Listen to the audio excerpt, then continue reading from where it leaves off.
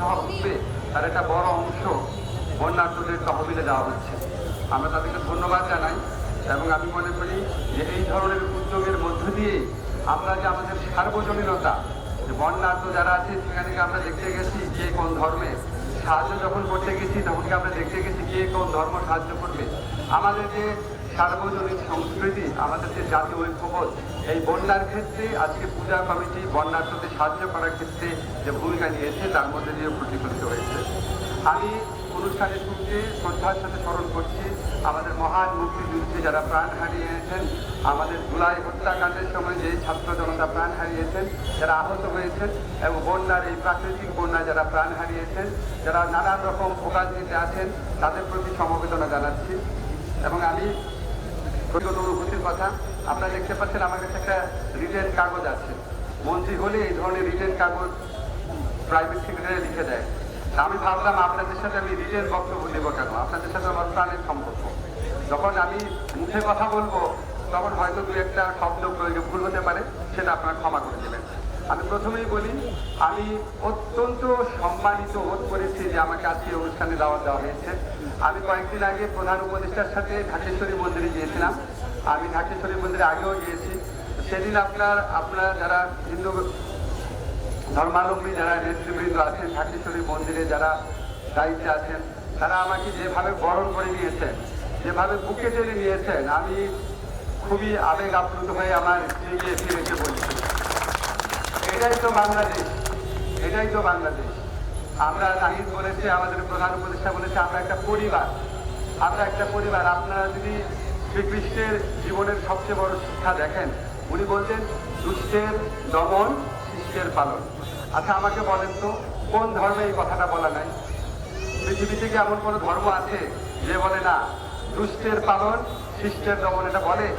কোনো ধর্ম বলে না। আমি আমাদের ছাত্র ছাত্রীদেরকে আইন বিভাগে কয়েকটা সাধারণ কথা বলি, এটাই আপনাদেরকে বলতে চাই, বিকজ আমি বিশ্বাস করি। আমি আনুষ্ঠানিকভাবে গুরু গম্ভীর বক্তব্যে বিশ্বাস করি না। আমি বিশ্বাস করি পৃথিবীর প্রত্যেকটা ধর্ম ভালো ভালো কথা বলে। পৃথিবীর কোনো এমন কোনো ধর্ম আছে যে ধর্ম বলে সৎ কাজ করো না বলে? পৃথিবীর প্রত্যেক ধর্ম বলে সৎ কাজ করো, সৎ উপার্জন করো, পিতা মাতার প্রতি দায়িত্ব পালন করো, প্রতিবেশীর প্রতি দায়িত্ব পালন করো, মানুষকে ভালোবাসো, মানুষের ক্ষতি করো না। পৃথিবীর কোনো ধর্ম বলে না জনগণের সম্পদ লুট করো, জনগণকে গুম করো, বিচার বহির্ভূত হত্যাকাণ্ড করো। পৃথিবীর কোনো ধর্ম বলে না জনগণের ভোটাধিকার কেড়ে নাও। পৃথিবীর কোনো ধর্ম বলে না দেশের সম্পদ বিদেশে পাচার করো, লক্ষ লক্ষ কোটি টাকার সম্পদ পাচার করো। পৃথিবীর প্রত্যেক ধর্মের মূল বক্তব্য একই রকম। এখানেই আমরা সবচেয়ে বড় ঐক্যের উপাদান পাই। এবং আপনি যদি লক্ষ্য করে দেখেন, পৃথিবীর সকল ধর্মাবলম্বী মানুষরা একই সাথেই উল্লসিত হয়, একই সাথেই ব্যথিত হয়। আমাদের মহান মুক্তিযুদ্ধ যখন আমাদের করেছিলাম, আপনারা জানেন আমাদের একজন সেক্টর কমান্ডার ছিলেন C.R. দত্ত। মুক্তিযুদ্ধ কি শুধু মুসলমানরা করেছে বা শুধু হিন্দুরা বা শুধু খ্রিস্টানরা করেছে? বাংলাদেশের মানুষ করেছে। মুক্তিযুদ্ধে যখন আমরা জয়লাভ করেছিলাম, সারা বাংলাদেশ উল্লসিত হয়েছিল। এই উল্লাসে প্রত্যেক ধর্মের প্রত্যেক বর্ণের বাংলাদেশের মানুষ ছিল। যখন করোনা হয়েছিল, আমরা সাফার করেছিলাম, সব ধর্মের মানুষ একসাথে সাফার করেছিলাম। আজকে উড়ান থেকে আসা বন্যার পানিতে আমরা যখন সাফার করছি, আমরা যখন ভুগছি, মারা যাচ্ছি, এখানে কি শুধু মুসলমানরা মারা যাচ্ছে বা শুধু হিন্দুরা মারা যাচ্ছে? একসাথে সবাই মারা যাচ্ছি। আমরা উল্লাসেও একসাথে থাকি, আনন্দেও একসাথে থাকি, দুর্যোগেও একসাথে থাকি, দুর্ভোগেও একসাথে থাকি। এবং আমাদের সবার ধর্মের মূল বক্তব্য, খুঁটিনাটি কিছু বিষয় বাদ দিলে, আনুষ্ঠানিকতা বাদ দিলে একই রকম। তাহলে কেন এত বিভেদ? এই বিভেদটা হয়, আমারও তো কিছুটা বয়স হয়েছে, এই বিভেদটা হয় মূলত কিছু ধর্ম ব্যবসায়ী এবং ধর্ম নিয়ে রাজনীতি করা মানুষের কারণে। এই ধর্ম নিয়ে রাজনীতি, আপনাদেরকে নাহিদও বলেছে, আপনার ধর্ম নিয়ে রাজনীতি বাংলাদেশে প্রত্যেক সরকারের আমলে কম বেশি হয়। আমার কাছে খুব ভালো লাগে যে আপনারা ইদানিং সচেতন হচ্ছেন। যারা আপনাদেরকে একটা ভোট ব্যাংক হিসাবে ভাবে, তাদের 15 বছর আমলে আপনারা কি নিরাপদে ছিলেন? আপনাদের কতগুলো মন্দিরে আক্রমণ হয়েছে, অগ্নিসংযোগ হয়েছে, একটা ঘটনার কি বিচার পেয়েছেন? 15 বছর কি বিচারের জন্য যথেষ্ট সময় ছিল না? আমরা স্টাডি করেছি, বাংলাদেশ স্বাধীন হওয়ার পর, সুব্রতদা আছেন এখানে, সবচেয়ে বেশি হিন্দু জনগোষ্ঠীর সম্পদ কারা দখল করেছিল খোঁজ দিয়ে দেখেন। কাজে কারো কোনো আপনাদের কাছে আমার কয়েকটা অনুরোধ আছে। একটা হচ্ছে আপনারা কারো রাজনৈতিক খুঁটি হিসাবে ব্যবহৃত হবেন না। আপনারা স্বাধীন মানুষ, স্বাধীন জনগোষ্ঠী, সবার সাথে আপনাদের সমান অধিকার আছে।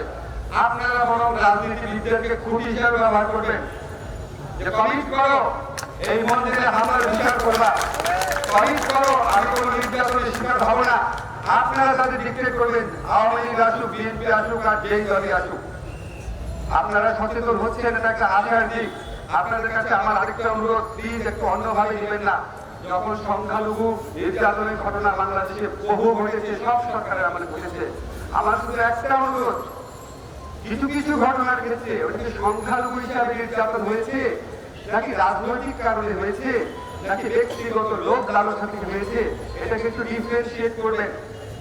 কারণ আজকে বিগত স্বৈরাচারের আমলে আওয়ামী লীগের যে নির্যাতক বাহিনী ছিল, যে নির্যাতক এমপিরা ছিল, যে নির্যাতক মন্ত্রীরা ছিল, তাদের মধ্যে সব ধর্মের মানুষ কিন্তু ছিল।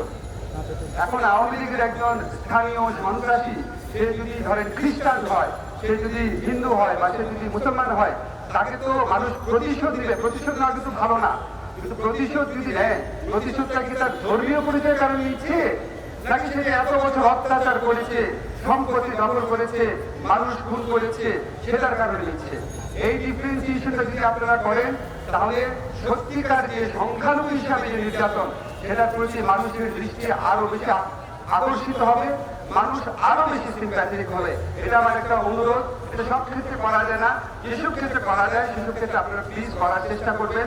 আপনারা কি মনে রাখবেন, আমার দৃঢ় বিশ্বাস যে বাংলাদেশের প্রায় সকল মানুষ, স্বার্থান্বেষী কিছু মহল বাদে সবাই, আমরা সবাইকে ভালোবাসি, সবাইকে ভালোবাসি। আপনি দেখেন, আপনারা আমাকে ইনভাইট করেছেন, আমার বিশ্বাস করেন, আমি রাহিদের সাথেও কথা বলেছি, আমাদের মনে হচ্ছে আপনারা আমাকে ভাই ভেবেছেন, আমার হৃদয় আপ্লুত হয়ে গেছে। এবং আপনারা এই সমস্ত রাজনৈতিক প্রচারণা, রাজনৈতিক খুঁটি না হয়ে থাকবেন, আপনারা আরো বেশি শক্তিশালী হবে। সর্বোচ্চ একটা শুধু অনুরোধ করছি, আমি এটা আমাদের যে ভাইরা আছে ওনাদের সাথে ঢাকেশ্বরী মন্দিরে দেখা হয়েছিল, বলেছিলাম আপনারা নিজেদের সংখ্যালঘু বলবেন না, আপনারা বাংলাদেশের মালিকানার অংশ। আপনাদের সংখ্যালঘু শব্দটা, মাইনরিটি রাইট কনসেপ্টটা এসেছে প্রথম বিশ্বযুদ্ধের পর, যখন নতুন রাষ্ট্র গঠিত হচ্ছিল, তখন এক জাতির মাইনরিটির বিভিন্ন জাতি বিভিন্ন দেশে ছিল, তাদের প্রতি অনেক নির্যাতন করা হতো। স্পেসিফিক্যালি তাদেরকে প্রোটেক্ট করার জন্য মাইনরিটি রাইটস কনসেপ্টটা এসেছে। এটার মধ্যে একটা করুণা, একটা দয়ার ব্যাপার ছিল। এই কনসেপ্টটা দূর করে পরবর্তীকালে 1948 সালে universal declaration of human rights করা হয়। Universal declaration of human rights কেউ মাইনরিটি মেজরিটি না, ওখানে বৈষম্য নিষেধ, সবার ধর্মীয় অধিকার নিশ্চিত করা হয়েছে, আমাদের ধর্ম একই জিনিস করা হয়েছে, কিন্তু মাইনরিটি নামে কাউকে ডাকা হয় নাই। সুব্রতদা আছেন, উনি জানেন আমাদের সংবিধানেও কাউকে মাইনরিটি করে নাই। আপনি মাইনরিটি না, কেউ মেজরিটি না, সবাই বাংলাদেশের নাগরিক, সমান অধিকার, সমান অধিকার, এখানে কোনো রকম ছাড় নাই।